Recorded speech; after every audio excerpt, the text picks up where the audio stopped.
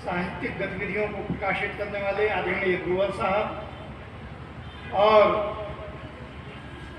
देश के मंचों पर, पठनीय मंचों पर ऐसे ख्यात कवि बद्री नारायण जी, आज के लेखक डॉक्टर विनम्र सेन जी और हमारे छोटे भाई एक अच्छे गायक और अच्छे कवि भी मैं कह सकता हूँ, भाई सुजीत जी, पांडे जी, मनीष जी और अपने डॉक्टर विजय रविदास जी, इस सभागार में उपस्थित मित्रों, वास्तव में ये केवल कविता का नहीं बल्कि ये कह लीजिए कि पुस्तक का एक अकाल समय है।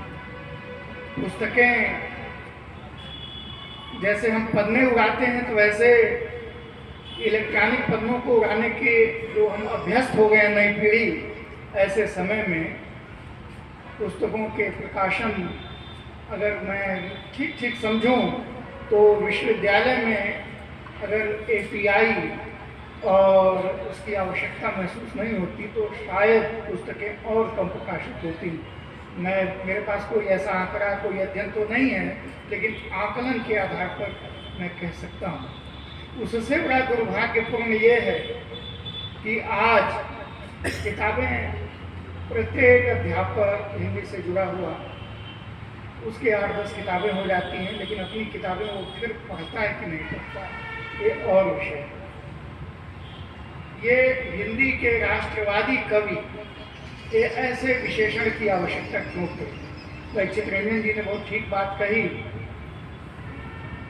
कि एक दौर था, आज़ादी का दौर था, हम 75 वर्ष आज़ादी के लगभग आने वाले हैं, देश अमृत महोत्सव मना रहा है।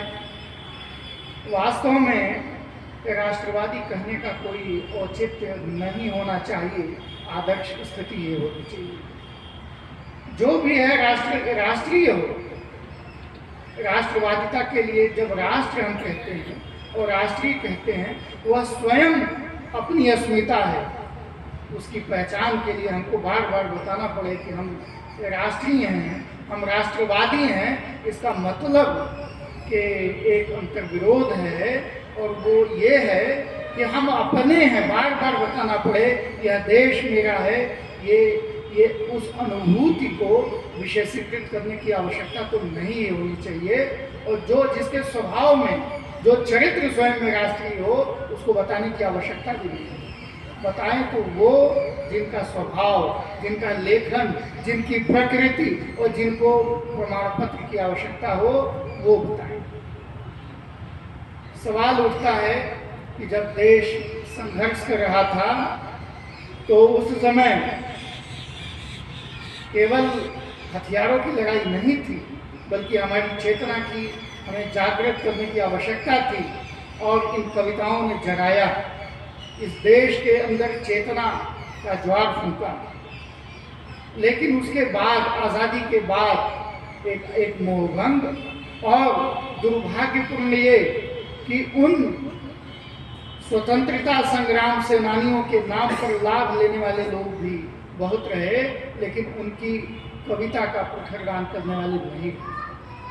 हमारे देश में ऐसा वातावरण बना कि अतिशय वैचारिकता के आग्रह में, अधुनातन होने के आग्रह में हमने भावों को तिरस्कृत किया और उस भावों के तिरस्कार का फल ये हुआ कि एनसीईआरटी और ऐसे अन्य पाठ्यक्रमों में हमारे नई पीढ़ी का संस्कार करने वाली उसकी भावना का संस्कार करने वाली कविताएं हटा दी गई, जानबूझकर हटाई गई।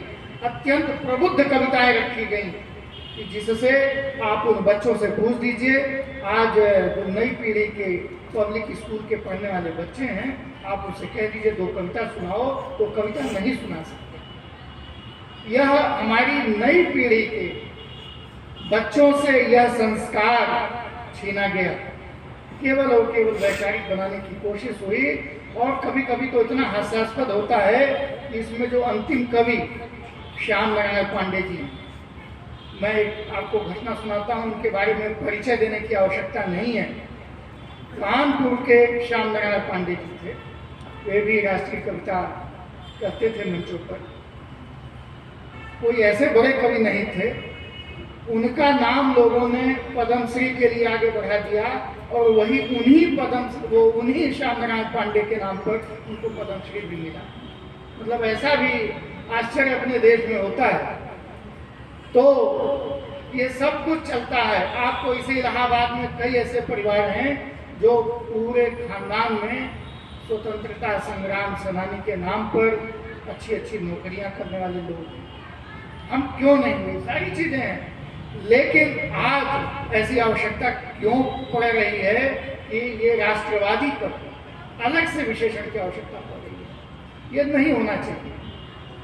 यह हमारे संस्कार का विषय है, ये हमारे पाठ्यक्रमों में होना चाहिए। और आज आवश्यकता क्यों पड़ रही है, उसकी एक आवश्यकता समझने की जरूरत है।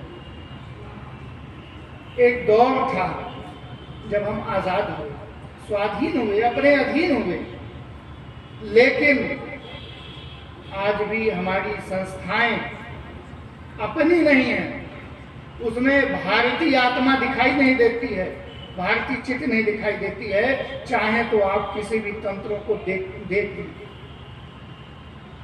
हमारा तंत्र, अंग्रेजों ने जो तंत्र निर्मित किया, अपनी सुविधा के लिए निर्मित किया, हमने उन्हीं को स्वीकार किया और जगह बनाते गए। हमारे जितनी संस्थाएं हैं, यानी अपना तंत्र नहीं होता है, स्वतंत्र नहीं होते। हमारे जितने भी सिस्टम हैं, मशीनरी है, जब तक अगर अपना नहीं तो हम वास्तव में आज़ाद नहीं, हम स्वतंत्र नहीं।